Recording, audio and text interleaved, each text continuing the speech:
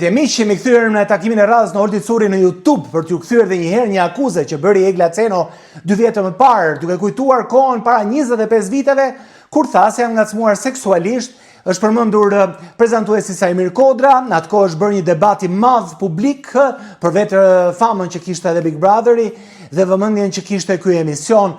Ka shkuar çështja në gjyq, Sajmir Kodra ka reaguar menjëherë në ato kohë duke thënë që kjo nuk është e vërtetë. Gjyqi dha të drejtë Sajmir Kodrës dhe u dënua Egla Ceno në shkallën e parë me 1 milion lek për shpifje. Unë komunikova me Eglën dhe tha do të vazhdoj të kërkoj të drejtën deri në hën, nuk do të ndaloj asnjëherë. Po ashtu dhe Sajmir Kodra tha po do të shkoj deri në fund kësaj historie. Por Benzin zjarrit ka hedhur portali pamfleti që tregon se Egla Ceno është shtyrë nga një ish deputete e Partisë Socialiste që ka qenë sekretare me një gjyqtare, Pajtime Fetau, e cila këtë gjë e ka bërë për t'u marrë nga Sajmir Kodra që ka bërë emisione investigative për korrupsionin e saj. E gjitha kjo kërkon një emision më vete, ndaj do ta nisim menjëherë me siglën ton. Po i biem shkurt sot për t'ju rikthyer edhe një herë pra të gjitha fakteve. Gjykata Penale e Tiranës ka dënuar me 1 milion lek të vjetra gjob aktoren Egla Ceno, e cila akuzoi për veprën penale të shpifjes nga moderatori i emisionit Stop Sajmir Kodra. Reagimi plot i Egla Cenos për Olti Curi dhe portalin Kryefjala ka qenë: faleminderit që më pyete. Vendimi nuk është zbardhur akoma, por sipas komunikimit me avokatin, thot Egla Ceno, i cili më përfaqësoi në seancë, thelbi i tij është që unë jam njohur si fajtore për akuzën e shpifjes. Për sa më përket, nuk ka fitore më të madhe se qetësia kur e di se kush je. Zhurma kalon, vazhdon Egla Ceno në qëndrimin e saj. Njerëzit harrojnë, gjyqet fitohen e humben, por dinjiteti nuk është një titull për t'u ndarë nga gjykata.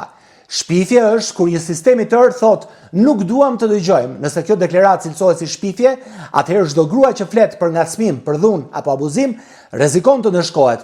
Prandaj po, kam ndërmend ta vazhdoj këtë betejë ligjore, ta çoj edhe në hën, po pati shkallë gjykimi. Do ta vazhdoj këtë kaos të lartë sociale, edhe pse më ka ekspozuar egër ndaj presionit publik.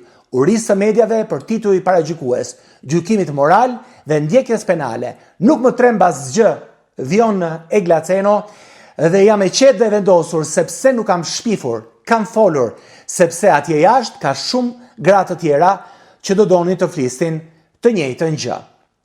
Ndërkohë, është kontaktuar edhe Sajmir Kodra, prezantuesi i emisionit Stop, i cili ka kthyer një përgjigje, siç e shikoni edhe nga foto e bërë publike këtu në Olti Curi YouTube.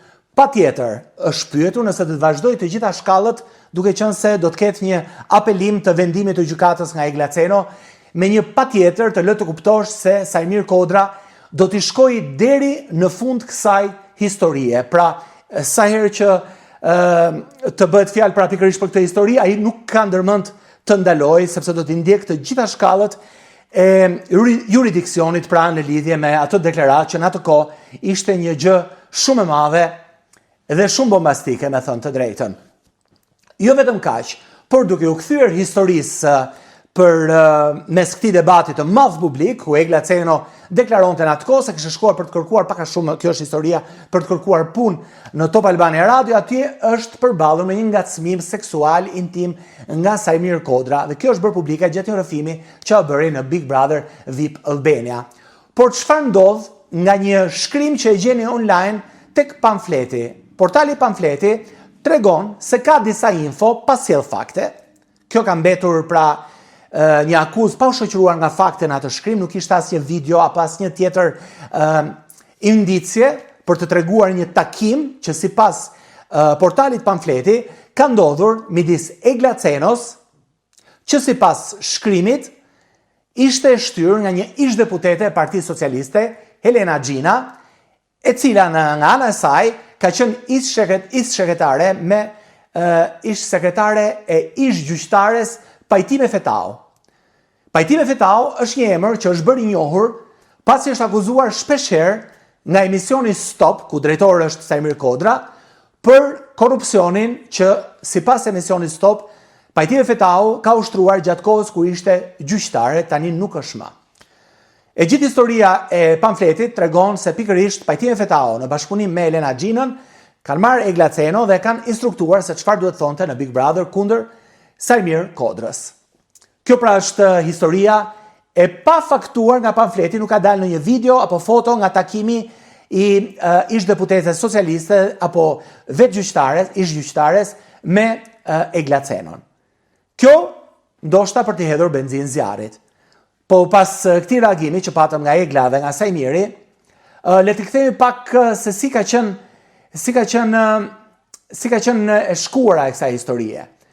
Do të bëj kjo deklarata e aktores ka bërë që moderatori Sajmir Kodra të reagoj ashpër kur u bë deklarata 2 vjet më parë, ku Egla sipas tij duhet të paraqesë të gjitha provat për akuzat që ka bërë.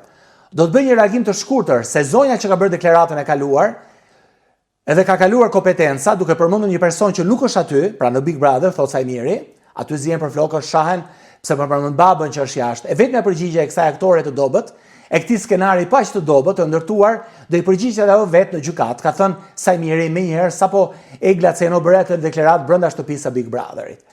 Kështu që më pas gjykata penale e Tiranës ka dënuar me 1 milion para pak ditësh me 1 milion lekë të vjetra gjob aktoren Eglaceno, e cila akuzoi për veprën penale të shpifjes nga moderatori. Pas deklaratës Eglës ka reaguar Sajmiri dhe tha se do i shkoj deri në fund kësaj gjëje. Në procesin gjyqësor të zhvilluar më pas, Egla ka sjell disa, për hir të fakteve, Egla ka sjell disa versione mbrojtje. Fillimisht ajo deklaroi se kishte frikë të paraqitej në gjykat. Më pas ajo pati një tjetër deklarim dhe tha se nuk kishte përmendur Sajmir Kodrën pranë atë deklaratë bombastike, duke justifikuar se kishte thënë vetëm emrin Kodra pa përmendur emër. Në një seancë të mëvonshme, ajo ndryshoi sërish qëndrim duke pohuar se deklaratat e saj nuk ishin të bënin me Sajmir Kodrën personalisht, por me një kauzë simbolike për gratë e abuzuara seksualisht.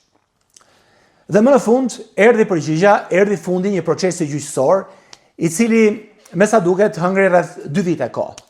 Edhe siç u mësua nga të gjithë mediat pra treguan se Eglaceno u shpall fajtore dhe është dënuar me vendim gjykate me 1 milion, pra gati 1.000 euro, lek gjob pasi, sipas gjykatës, deklaratat e saj u vlerësuan si shpifje dhe dëm i padrejt ndaj reputacionit të moderatorit Sajmir Kodra. Kjo ishte fjala e gjykatësve pra, ndaj asaj që u lëshua në një spektakël aq të ndjekur sa që është Big Brotheri.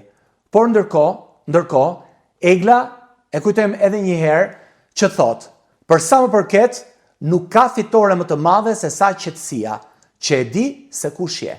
Zhurma kalon, njerëzit harrojnë, i rikthemi edhe një herë mesazhit të Eglës, dhe shpifje është kur një sistem i tërë thot, ne nuk duam të dëgjojmë.